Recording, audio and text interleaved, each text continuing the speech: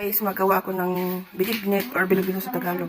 Guys, ito yung ingredients ng aming binignet. Daging, tapos niyog, 4 piraso. Lagyan ng condense. Pangalan, di ko alam kung anong Tagalog nito. So, pampalapot siya. Tapos sago.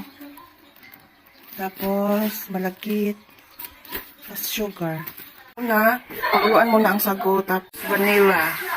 Halo-halo ko may ubi, may gabi, may kamuti na color purple. Dito ko muna yung malagkit. Ayan. Pag maluto na itong malagkit, ito ko na yung unang gata.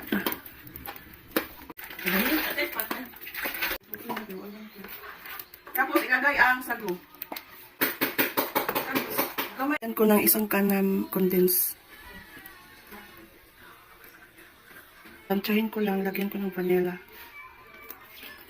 Damihan ko.